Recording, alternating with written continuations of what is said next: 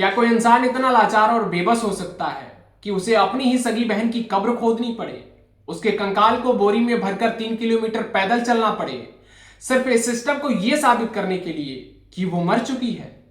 ये कोई किसी हॉरर या स्क्रिप्टेड फिल्म की कहानी नहीं, ये उड़ीसा के क्योंझर की एक ऐसी खौफनाक और शर्मनाक हकीकत है जो हमारे डिजिटल इंडिया और विश्व गुरु बनने के दावे के मुंह पर एक बहुत बड़ा तमाचा है। जरा इस घटना की गहराई में उतरिए और उस गरीब इंसान की बेबसी को अपने दिल पर रख के सोचिए।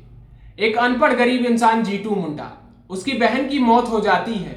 वो इंसान अपनी बहन के बैंक खाते में पड़े 19,300 रुपए निकालने के लिए बैंक की चौखट पर जाता है, लेकिन वहां एसी कमरों में बैठे सूट बूट वाले पढ़े लिखे अधिकारी उससे क्या कहते हैं, या तो अकाउंट होल्डर को खुद लेकर आओ या फिर लीगल डॉक्यूमेंट यानी डेथ सर्टिफिकेट दिखाओ। अब यहां अपना लॉजिक लगाइए और इस कागजी सिस्टम का अंधापन देखिए। एक अनपढ़ इंसान जिसने शायद अपनी जिंदगी में कभी स्कूल का दरवाजा नहीं देखा, जो 2 वक्त की रोटी के लिए संघर्ष करता है, उसे क्या पता कि डेथ सर्टिफिकेट क्या होता है?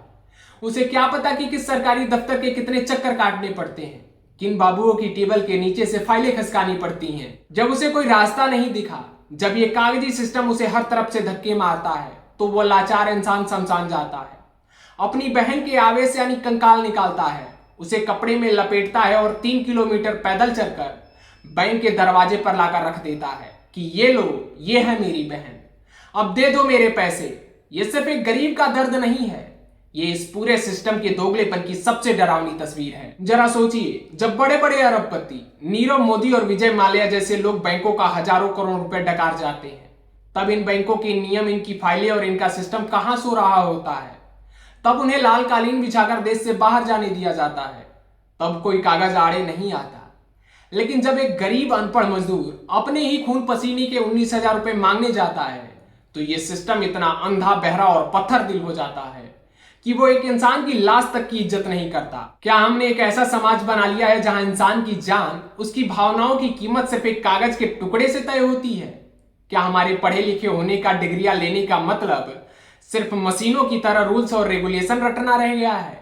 क्या हमारे अंदर की इंसानियत, हमारी संवेदना पूरी तरह से मर चुकी है? आज वो कंकाल उस बैंक के फर्श पे नहीं पड़ा था, बल्कि उस फर्श पर हमारे देश का सिस्टम और हमारी इंसानियत की लाश पड़ी थी। अगर इस घटना को सुनकर आपका भी खून खौलता है तो चुप मत बैठिए, इस सच्चाई को इतना शेयर कीजिए कि उन एसी कमरों में बैठे पत्थर दिल अधिकारियों तक की आवाज पहुंचे। कमेंट में बताइए, क्या हमारा सिस्टम भ्रष्टाचार से ज्यादा संवेदनहीनता की बीमारी से सड़ चुका है?